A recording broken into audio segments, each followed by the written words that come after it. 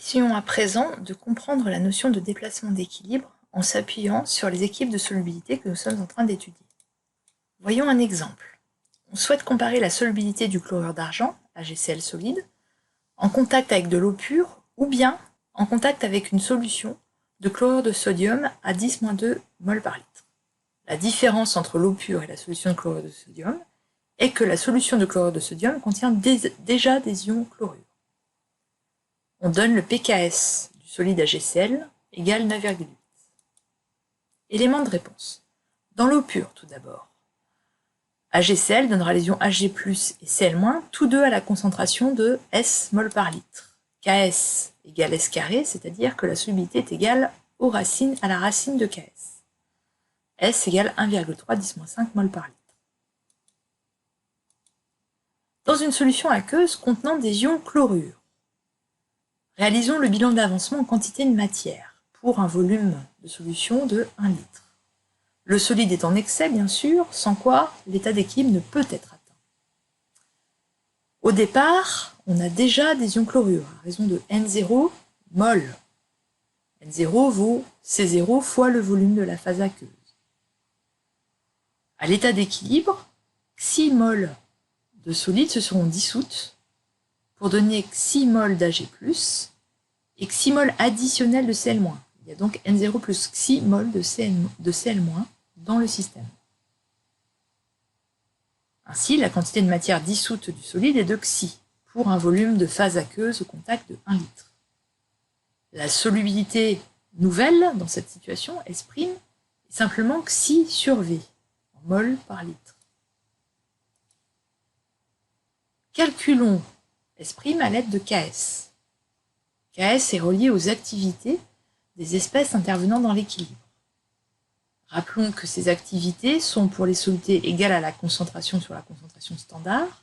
Cette concentration peut être exprimée à l'aide du bilan matière.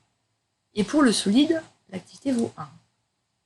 On peut omettre d'écrire C0, la concentration standard, puisqu'elle vaut 1 mol par litre.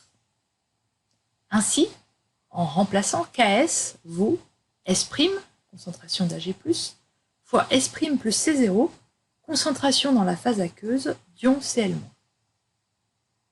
S' correspond aux ions Cl- provenant de la dissolution, et C0 aux ions Cl- qui étaient initialement présents.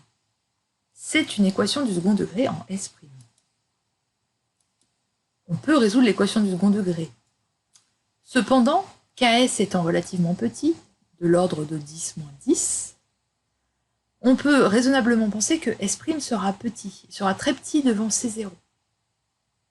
Donc, on peut approximer l'équation numériquement comme étant S' fois C0, ce qui donne S' environ égal à 2 10-8 mol par litre. Effectivement, S' était bien très négligeable devant C0, et l'approximation numérique est correcte.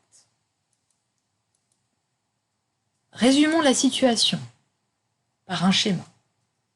Le bécher du milieu indique la situation où le solide est mis en contact avec l'eau pure et où on observe en solution autant d'ions Ag+, que d'ions Cl-, ce qui est symbolisé par le carré juste au-dessus.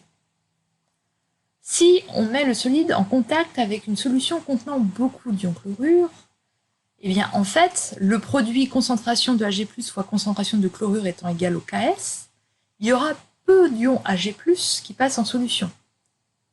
Le rectangle symbolisant le produit des concentrations, au-dessus, a la même aire que le carré de la situation du centre. Il y a donc moins de solide qui se dissout. Cela se traduit par des solubilités qui ont 3 ordres de grandeur de différence. Ainsi, si on considère l'équilibre, le fait de rajouter des ions chlorure dans la phase aqueuse entraîne une réaction qui est inverse, c'est-à-dire que si on prend le bécher du milieu et qu'on rajoute des ions chlorure, on formera au fond du bécher le solide AgCl de manière à diminuer la concentration d'Ag+ dans la phase liquide. On parle alors de déplacement d'équilibre. On va vers un nouvel état d'équilibre où le produit Ag+ fois Cl- sera toujours égal à Ks. Cet effet est appelé effet d'ion commun dans le langage de la solubilité, c'est-à-dire que si la solution contient un ion qui est également dans le solide qui se dissout, alors la solubilité du solide diminue.